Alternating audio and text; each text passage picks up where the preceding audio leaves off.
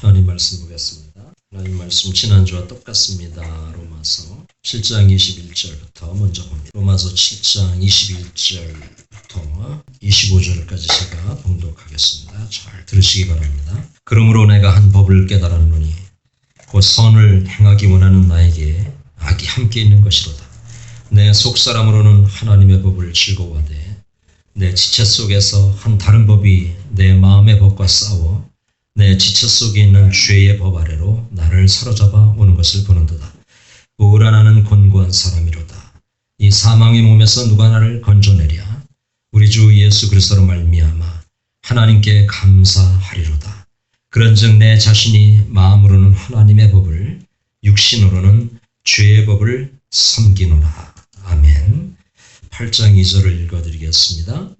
이는 그리스도 예수 안에 있는 생명의 성령의 법이 죄와 사망의 법에서 너를 해방하였습니라. 아멘. 지난 주일날 제가 영적 세계의 법을 말씀을 드리면서 성부의 법을 말씀을 드렸고, 그 중에 성부의 법 가운데 율법을 설명을 드렸죠. 율법이라고 하는 것은 어떤 기능, 어떤 역할을 하느냐 하면 바로 나의 정체성을 드러나게 하는 것이다. 내가 어떤 사람인가를 그 율법이 고발하고 있다. 이렇게 말씀을 드리면서 그 율법 외에 또 다른 하나의 율법이 있는데 그것이 바로 우리의 양심, 컨센서스라고 하는 우리에게 주신 양심이라고 말씀을 드리다가 시간이 돼서 말씀을 다 못 드렸습니다. 오늘도 계속해서 그 말씀 연장선상이니까 연결해서 들으시면 은혜가 될 것입니다. 성경에서 말하는 양심은 대략 한 4가지가 됩니다. 4가지로 말씀하고 있어요. 그러니까 양심이 다 똑같지 않다는 거예요.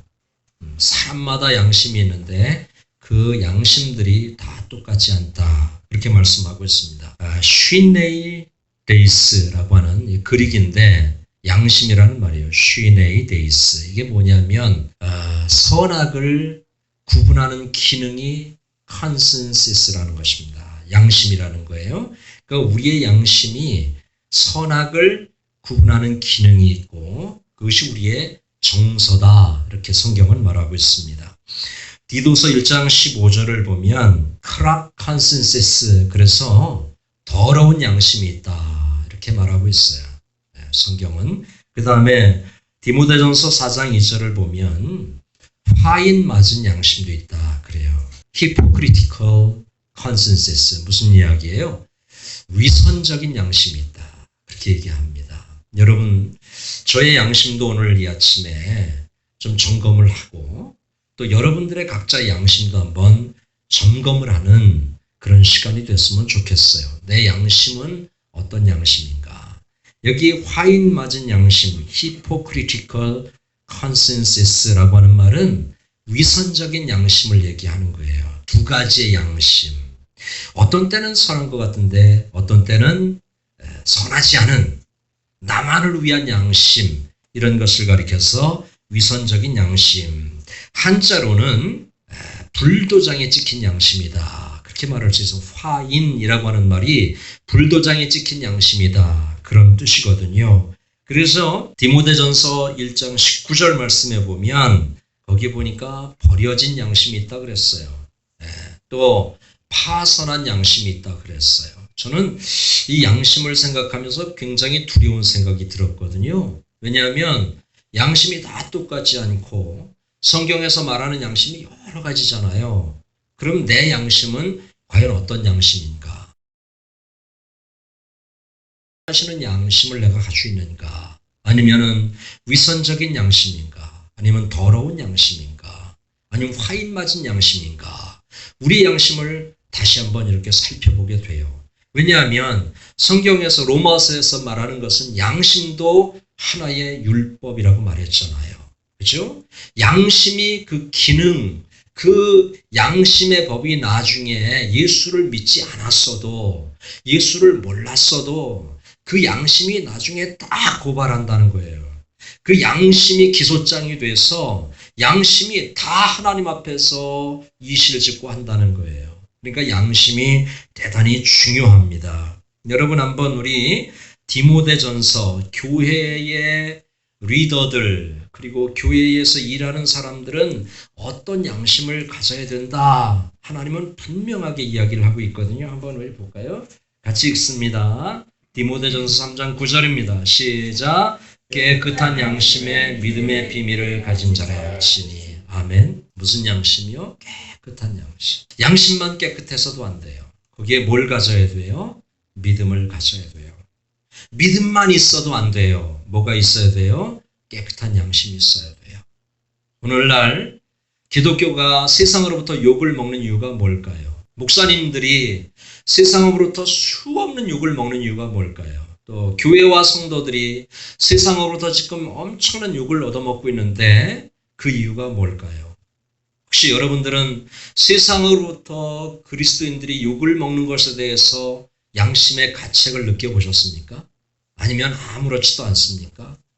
만약에 세상 사람들이 그리스도인들을 향해서 욕을 하는데 아무렇지도 않다고 하면 그 양심은 잘못된 양심이에요. 반드시 거기에 대한 아픔이 있어야 됩니다. 그들이 왜 우리에게 욕을 할까? 왜 욕을 먹어야 될까? 왜 목사님들이 욕을 먹어야 되고 교회가 욕을 먹어야 되고 그리스도인들이 욕을 먹어야 되느냐? 한 번쯤은 우리가 고민하고 생각해 봐야 된다고 저는 생각해요. 이제는 교회 어디 가서 제가 목사입니다 이렇게 말하는 것도 두려울 정도예요. 나 교회 다녀요 하고 하는 것도 굉장히 두려울 정도예요. 왜냐하면 너무나 욕을 먹으니까요. 그런 것을 볼 때 물론 세상 사람들은 성경을 모르니까 교회 법도 모르고 아무것도 모르니까 아마도 그리스도인들의 처세를 보고 욕하는 것이 아닌가 저는 그런 생각을 해봤어요. 우리의 삶이 잘못된 것은 아닌가. 우리의 양심이 그들과 똑같은 양심을 가지고 우리가 세상을 살고 있는 것이 아닌가. 이런 생각 때문에 때로는 마음 아플 때가 있어요. 어떻게 하면 하나님 내가 바로 살 수 있습니까? 어떻게 하면 목사로서의 삶을 살 수 있습니까? 어떻게 하면 그리스도인의 삶을 내가 살 수 있습니까?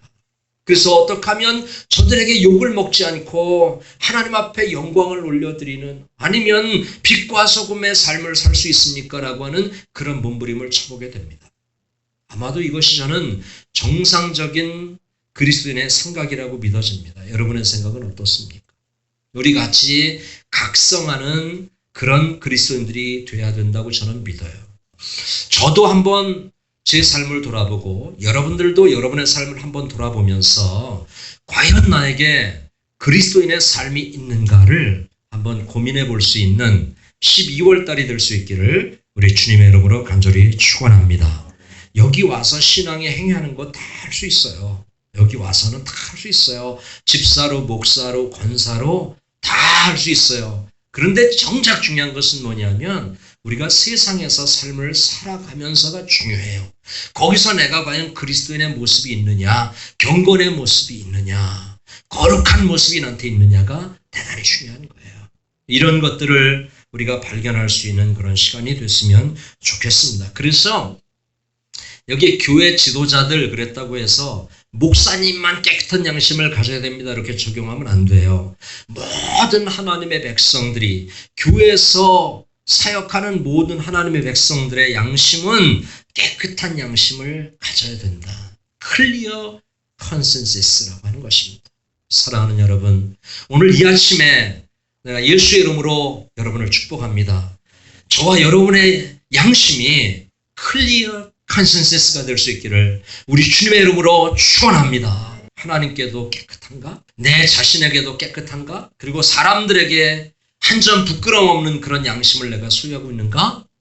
한번 생각해 보셔야 돼요. 참 복된 양심입니다. 어떤 기도 많이 하는 그리스도인이 새벽마다 기도를 하러 다녔어요. 기도 얼마나 많이 해요. 새벽마다 기도하러 다니는데 아침에 기도하고 오다가 시골에 살들 때니까 남의 밭에 보니까 호박이, 애호박이 참 이렇게 아름답게 달렸고 또 풋고추가 이렇게 달려서 이 사람이 그 호박 하나 따고 또 풋고추 몇 개 따서 누구 밭에서? 내 밭에서? 남의 밭에서? 남의 밭에서 따서 집에 와서 된장찌개를 끓여서 먹기 전에 하나님 앞에 감사 기도를 하고 먹었다는 그런 웃지 못할 이야기가 있습니다.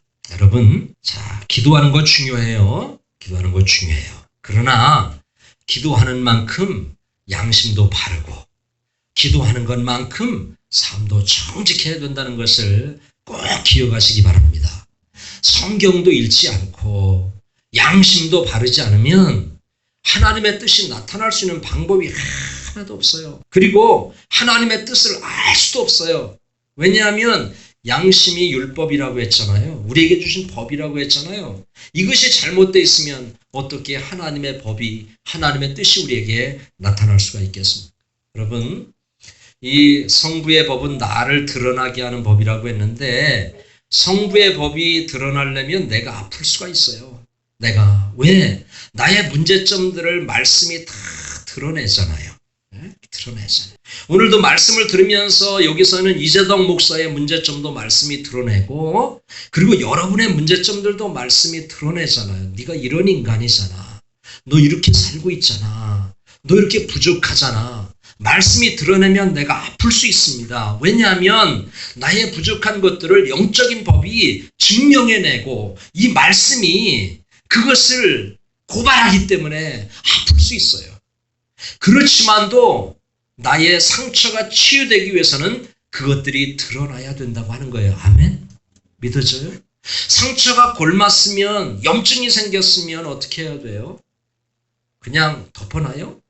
그럼 나을까요? 물론 낫는 경우가 간혹 있습니다. 그러나 대부분은 염증이 생기고 곪고 상처가 났으면 거기다가 약을 바르고 약을 먹어서 그것을 낫게 하는 거예요. 약을 먹을 때 써요. 맛없어요. 그렇지만도 그 약을 먹어야 내 상처가 치료가 되는 것처럼 내가 영혼에 얼마나 많은 상처를 가지고 사는지 몰라요. 여러분 가정들마다 수많은 상처를 지금 갖고 살아요. 영혼의 문제도 많고 말씀들 안 하셔서 그렇지 그런 문제가 있는데도 그 문제를 해결할 생각 없이 그냥 하루하루 살아간다면 나중에 여러분의 영혼은 폭발하고 말 겁니다. 나중에는 손 쓸 수 없을 만큼 될 것입니다. 아무도 여러분의 문제를 해결해 드리지 못합니다. 그 누가 와도 여러분의 문제를 해결해 드리지 못합니다. 지금 여러분이 느끼실 때 내 영혼엔 이런 문제가 있는데 우리 부부 사이엔 이런 문제가 있는데 우리 가정엔 이런 문제가 있는데 그때 그 문제를 좀 제발 십자가 앞에 들고 나와서 하나님 앞에 좀 아뢰할 수 있기를 주님의 이름으로 축원합니다. 제가 잘못됐습니까? 이렇게 말하는 제가 잘못된 겁니까? 여러분에게 너무 혹시 무리한 요구를 하는 겁니까? 저는 그렇지 않다고 보는데 왜?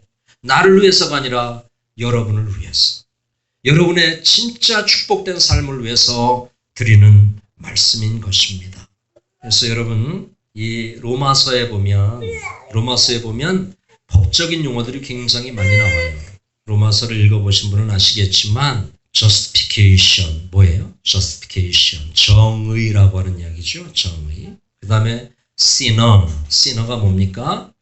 죄인들, 죄라는 얘기 아니에요? 또 뭐 나와요? 로마서에 death 같은 거, 죽음, 사형 이런 거죠. 그러죠? prosecution 뭐예요? 기소장 이런 얘기예요. 다 법정에서 쓰는 용어예요. 근데 로마서에 보니까 법적인 용어가 되게 많은데 이 율법이라고 하는 거, 우리에게 주신 양심이라고 하는 것은 제가 말씀드린 것처럼 prosecution이라고 하는 기소장이라고 하는 이야기. 그러니까 로마서는 뭐냐면 검사가 피고인이 저지른 죄에 대해서 기소하고 있는 내용이에요. 피고는 누구죠? 피고는 바로 저와 여러분들이에요. 난 아닌데 내가 뭔 죄가 있다고? 아니에요. 원죄를 다루고 있는 거예요. 원죄, 오리지널 신. 자범죄도 굉장히 많아. 우리가 살아가면서 하루하루 짓는 죄들도 굉장히 많아. 지난주 한 주간도 살아오면서 많은 죄를 졌어요. 나도 졌어요. 나쁜 생각했고 남의 이야기도 했어요. 불평도 했어요. 저요, 불평도 했어요. 아내하고 이야기하면서 언성도 높아지고 아내를 막 내가 속상하다는 이유 때문에 아내에게 막 퍼붓기도 했어요. 다 죄예요. 다 죄예요. 그걸 죄가 아니라고 하면 안 돼요. 그건 내 영적인 작용들이에요. 오늘도 죄를 짓고 내일도 죄를 짓고 우리가 살아가는 동안 죄를 계속 져요. 원죄가 우리에게 있어요.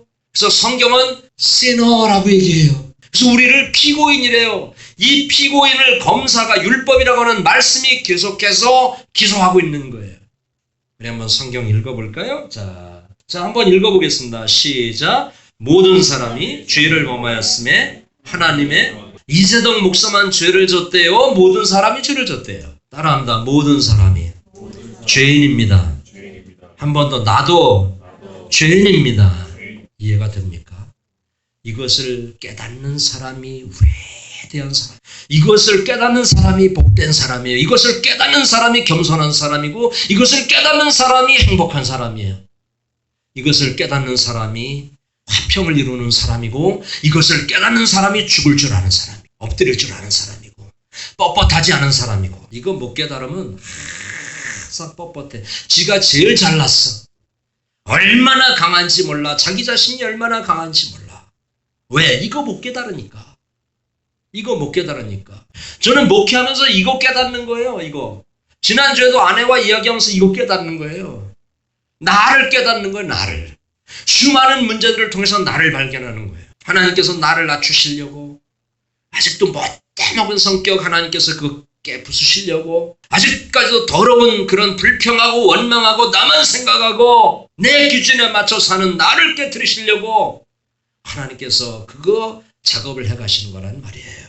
For all have sinned. 나도 죄인이고 너도 죄인이고 다 죄인이다.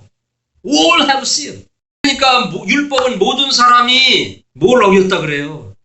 법을 어겼습니다. 율법이 검사가 돼서 이재동 목사도 법을 어겼습니다. 죄인입니다. 성도들, 이 세상 사람들 다 죄인입니다라고 얘기하고 있는 거예요. 하나도 예외가 없다는 말이에요. 뭐 조금 많이 배웠다. 좀 인격적으로 조금 뭐 낫다고.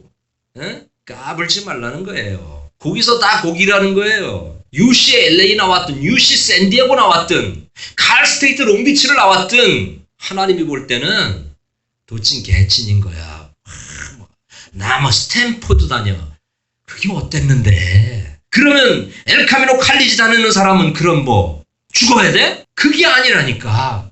그렇게 적용하는 사람, 지금도 그런 생각을 하고 있다면 그 사람은 어리석은 사람이에요. 참 답답한 사람이에요. 여러분, 사람은 다 거기서 거기에요. 아멘. 거기서 거기에요. 기죽지 말아요. 기죽지 마세요. 뭐 조금 유식하고 나 좀 선해, 나 조금 착한 일 좀 했어, 사람 좀 도와줘, 그렇다고 까불지 말라는 거예요. 다 죄인이라는 거예요. 하나님이 볼 때는. 여러분, 하늘에서 비행기를 타고 이렇게 갈 때 사람들이 뭐 잘생긴 사람이 뚜렷하게 보입니까? 뭐 못생긴 사람을 구분할 수 있습니까? 하늘에서 봤는데 무슨 뭐 이 집은 좋고 이 집은 나쁘고 이렇게 보입니까? 구분이 안 되는 거예요. 다 똑같은 거예요. 높이 올라가서 보면 다 똑같은 거예요. 하나님이 볼 땐 적어도 그렇다는 거예요. 그러니까 여러분, 겸손하게 사시기를 주님의 이름으로 축복합니다. 형사가 범인을 체포해 갈 때 미란다 원칙을 말해줍니다. 미란다 원칙 아시죠? 뭐죠? 당신은 묵비권을 행사할 수 있으며 당신에게 불리한 진술을 하지 않을 권리가 있으며 당신은 변호인단을 선임할 권리가 있습니다. 이걸 꼭 얘기해 줘야 돼. 범인 체포가 하면서 그거 얘기 안 해주면 불법이에요. 그래서 얘기를 꼭 해줍니다. 자, 그런데 안타까운 것은 하나님 나라의 법 앞에서는 미란다 원칙이 안 통한다는 겁니다. 변명을 할 수가 없어요.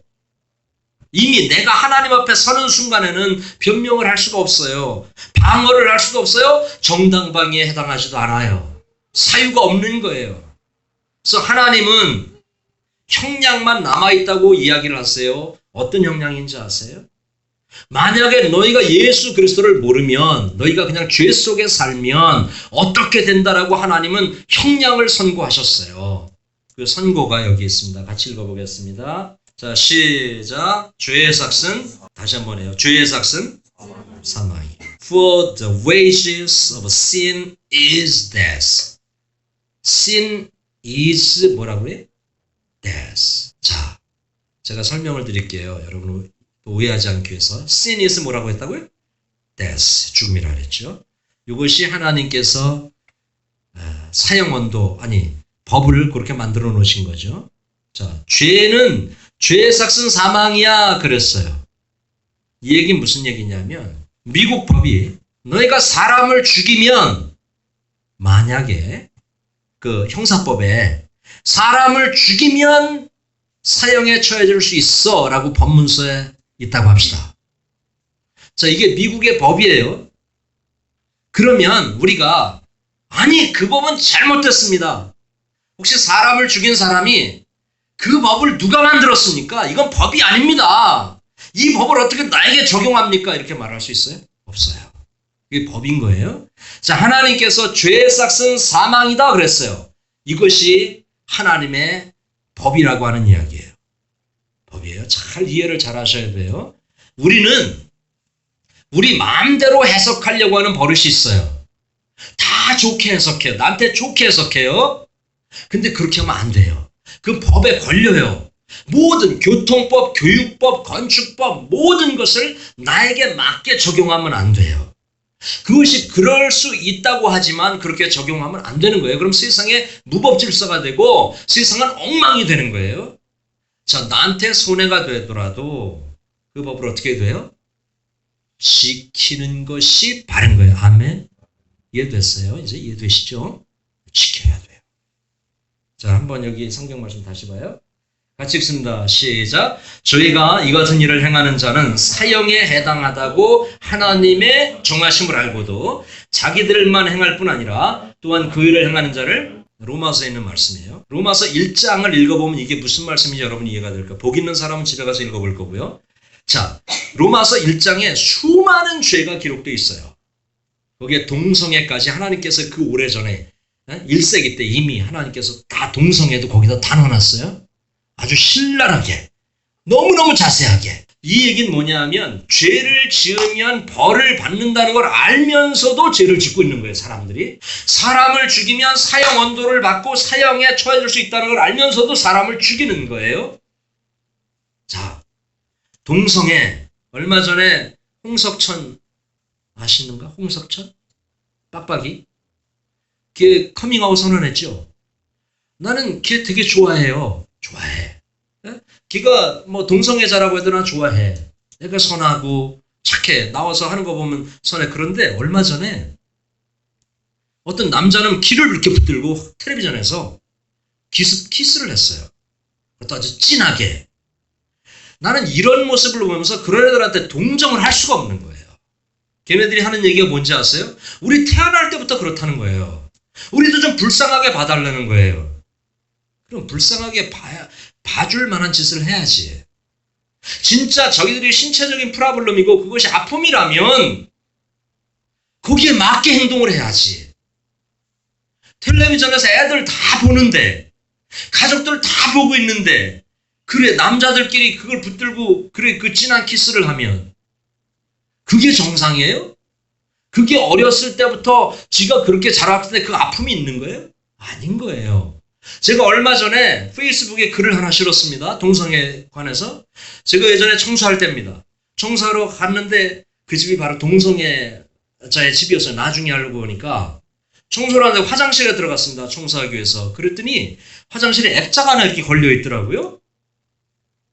이렇게 봤더니 너무 충격을 먹었어요. 여기 우리 미나, 기쁨이 이 청년들이 있어서 말을 못하겠어요. 너무 민망한 그림을 남자들끼리의 그 그림을 거기다 찍어서 거기다 딱 붙여놔서 화장실에다가 내가 그걸 보면서 불쌍하게 여기는 마음을 갖다가도 이건 아닌데 이건 저들이 동정을 받을 수 없는 건데 여러분 우리가 부부가 살면서 부부 우리 집사람하고 떳떳한 부부 아니에요? 그죠? 결혼식 했고 지금까지 부부로 살았고 그런 그 허물들 부부 관계 그런 그림들을 화장실에 찍어서 걸어 놓습니까? 정상적인 부부라면 안 그러잖아요. 그래서 제가 그걸 보면서 야, 이 사회가 도대체 어떻게 가고 있는가? 죄를 죄로 인정하지 않는 잘못된 것을 잘못됐다고 말하지 않는 이 사회가 잘못돼 가고 있다고 하는 이야기죠. 여기 보니까 이 같은 일을 행하는 자는 그랬죠? 이 같은 일. 이 같은 일이 뭔지 아세요? 로마서 1장을 오늘 집에 가서 꼭 읽어보세요. 거기에 로마서 1장에 인간의 죄가 다 기록되어 있어요. 기소장이에요. 자세하게 기록되어 있어요. 동성애라는 죄까지 다 기록되어 있어요. 그것을 행하면 너희가 죄라는 것을 알면서도 사람들이 행한다고 하는 이야기예요. 여러분, 사형이 언도되면 도저히 피할 길이 없습니다. 하나님의 법은 그렇습니다. 하나님의 법은 그렇습니다. 자, 이제 한 가지 법만 더 말씀드리고 다음 주는 어차피 성탄 메시지를 해야 되니까 이 말씀은 또 연결해서 계속될 테니까 여러분이 잘 기억해 두시기 바랍니다. 자, 성부의 법에 있어서 율법이 성부의 법이라 그랬고, 율법 외에 또 무슨 법이 있다 그랬죠? 양심의 법이 있다 그랬죠? 양심의 법. 자, 성경을 안 읽어. 그러면 양심이라도 밝아야 돼. 양심도 망가졌어. 그러면 이런 선포되는 말씀을 잘 들을 수 있어야 돼요. 자, 어떤 얘기를 하려고 하냐면 하나님의 종들도 영적인 세계에 있어서 한 법이다. 이렇게 말씀드리는 거예요. 자, 여기 한번 봐요. 자, 여기 성경을 한번 읽어보겠습니다. 같이 시작. 이 은혜는 곧 나로 이방인을 위하여 그리스도 예수의 일꾼이 되어 하나님의 복음의 제사장 직무를 하였습니다. 바울이 얘기하는 건데 프리스트라고 하는 제사장 직무를 하게 하셨다. 이렇게 말하고 있죠. 자, 구약시대로 한번 넘어가. 구약시대는 제사장이 있었어요. 제사장이 있어서 제사장이 입는 그 예복을 뭐라고 했는지 아십니까? 네? 여기 한번 보세요. 자, 제사장이 입는 예복을 에봇이라고 했어요. 에봇. 이것이 옛날 구약시대 때 제사장이 입고 하나님 앞에 예배하던 그 모습이에요. 마치 제가 간혹 성의라고 하는 거룩한 가운을 입는 것과 거의 비슷한 거죠. 이런 옷을 입고 예배를 했는데 여기 가슴 정면에 보면 뭐가 붙어 있어요. 여기 확대해서 이렇게 놨는데 이것을 뭐라고 하냐면 흉패라고 해요. 흉패. 저지먼트 하는 흉패예요. 판결 흉패다 그 말이에요. 영어로는 breast piece decision이라고 해서 가슴에 달린 판결 흉패다. 이걸 가지고 성도들의 삶을 판결하는 것입니다. 이것은 보석으로 만들어졌고 이 내용을 여러분이 자세히 알려면 출애굽기 28장을 보면 너무 자세하게 나와 있어요. 그걸 한번 댁에 가셔서 읽어보시기를 바랍니다. 자, 이거 영적인 의미를 제가 좀 말씀을 드리려고 합니다.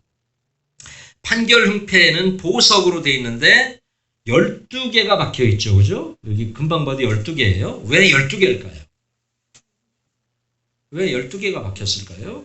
이스라엘 지파는 12지파이기 때문에 12지파를 상징하는 보석들이 박혀 있어요. 그래서 옆에 보면 쭉 지파 이름이 나열되어 있죠. 자, 다시 말하면 12지파지만 그 12지파 안에 이스라엘 60만의 사람들이 다 들어가 있는 거죠. 지파별로 나눠지니까. 그러니까 이스라엘 공동체 모든 사람들의 이름이 제사장의 가슴에 있는 겁니다. 아멘. 좀 더 영적으로 말씀드려 볼까요? 우리 주 예수 그리스도의 가슴에 저와 여러분의 이름과 모든 하나님의 택하신 백성들의 이름이 다 있다는 겁니다. 얼마나 좋아요. 그렇죠? 그래서 아까 말씀드린 것처럼 이 판결 흉패의 기능은 뭐냐? 저지먼 하는 거예요. 저지먼. 대표적인 예가 아간의 이야기를 아시죠? 아간. 여호수아 7장에 보면 아간이 범죄하잖아요. 아간이라고 하는 사람이. 그래서 어떻게 이 아간을 잡아내냐면 각 지파의 수장들을 다 모이게 합니다. 다 모이게 해서 제비를 뽑는데 그 제비가 뭐냐면 우림과 둠빔이라는 거 있어요. 이렇게 주사위처럼 생긴 거. 그래서 여기다 넣고서 그걸 가지고 뽑는데 뽑아보니까 유다 족속이 뽑혔고 유다 족속의 대표들을 또 뽑다 보니까 세라 족속이 뽑혔고 세라 족속의 남자들만 모이게 해서 제비를 뽑았더니 누가 뽑혔느냐? 바로 아간이 뽑히게 되는 거예요. 자, 옛날엔 이렇게 했단 말이죠. 자, 그래서 이 판결 흉패의 기능은 뭐냐면 하나님의 방법으로 판결하기 위한 것이고 하나님의 뜻을 알기 위한 것이다. 자, 제가 요거만 말씀드리고 마칠게요. 구약에는 제사장의 가슴에 성도들의 이름이 있었어요. 지금은 예수님의 가슴에 성도들의 이름이 있고 주의 종의 가슴에 성도들의 이름이 있다고 하는 거예요. 아멘 하세요. 이건 축복이에요, 여러분. 이 관계를 잘 여러분이 생각을 하시면 축복이에요. 그러나 목사님과 나의 관계, 일주일에 한 번 만나는 관계, 저분은 목사님이고 뭐 설교하는 분이고 나는 들어주는 사람이고 이렇게 생각하면 축복 없어요. 그 관계가 잘 성립이 돼야 돼요. 마치 내 아버지와 같이 그 관계가 잘 성립이 돼야 돼요. 영적인 아버지니까 저는 기도를 많이 못해요. 요즘에는 여러분에게 실제 고백을 드릴게요. 기도 많이 못해요. 근데 저는 어쨌든 하루에 3번 여러분을 생각하면서 저는 기도하고 있어요. 하루에 3번이요. 꼭 여러분을 생각하며 기도하고 있어요. 하루도 빠짐이 없어요. 옛날에 새벽 기도했을 때는 매일 여러분의 이름을 불러가며 기도했어요. 목사님의 가정부터 쭉 시작하고 장로님, 권사님, 집사님의 가정, 자녀들, 청년들까지 쭉 이름을 부르면서 기도하게 돼 있어요. 왜냐하면 제 가슴에 성도들의 이름이 있기 때문이에요. 축복이죠? 아멘이죠? 이 관계가 아니라면 목회가 재미가 없는 거죠. 내가 여기서 이렇게 해야 될 이유도 없는 것이고 여러분이 와도 나에게 들을 말씀이 없는 것이고 그 관계가 깨지면 말씀의 권위가 사라지니까 말씀이 그 권위가 나한테 와서 말씀의 권위가 그대로 전달돼야 그 축복이에요. 아멘. 제가 지금은 잘 못 느끼지만 옛날에는 기도하다 보면 내 가슴에서 빛나는 이름들이 있고 또 빛나지 않은 이름들도 있어요. 기도하다 보면 정말 감사해서 막 감사의 그 느낌과 막 감사의 그런 감동이 나한테 있는 이름이 있고 기도하면 전혀 그냥 한번 형식적으로 기도하고 넘어가는 이름도 있어요. 여러분 누가 더 복된 이름일까요? 하나님의 이름, 예수님의 그 마음에서 여러분의 이름이 고백되어지고 우리 성령께서 말할 수 없는 탄식으로 기도한다고 하셨는데 그 성령의 마음이 그 성령의 입술로 우리의 이름이 거론된다고 하면 그 이름은 축복된 이름이라고 말할 수가 있을 것 같습니다. 사랑하는 성도 여러분, 다음 주에 다음은 또 하겠습니다.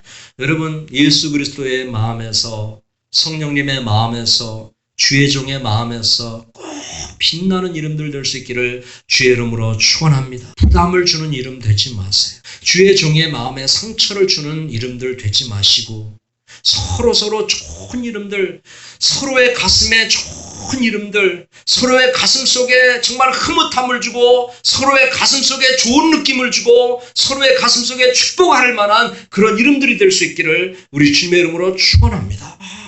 그분 생각 너무 좋아. 너무 좋아. 너무 좋아. 그분 만나기만 해도 좋아. 생각만 해도 좋아. 근데 어떤 사람은 생각하면 미워, 얄미워. 이런 이름이 되지 마시고요. 정말 사랑스러운 이름, 축복스러운 이름이 될 수 있기를 우리 주님의 이름으로 간절히 축원합니다. 다음 주에는 성탄 메시지가 하고 그 다음 주에 이 말씀 계속 연결해서 말씀을 드리겠습니다. 기도하겠습니다. 하나님 아버지 감사합니다. 오늘도 사랑하는 성도들을 불러주시고 하나님의 성전에 나와서 하나님의 귀한 말씀을 들을 수 있도록 은혜 주시고 감사합니다. 하나님 아버지 저들이 어떻게 들었는지 알 수 없습니다. 어떤 하나님의 말씀으로 들었는지도 알 수 없습니다. 그러나 하나님이 말씀을 통해서 저들의 삶의 변화와 축복의 역사가 있게 하여 주시옵소서. 하나님 고맙습니다. 예수님의 이름으로 기도하옵나이다. 아멘.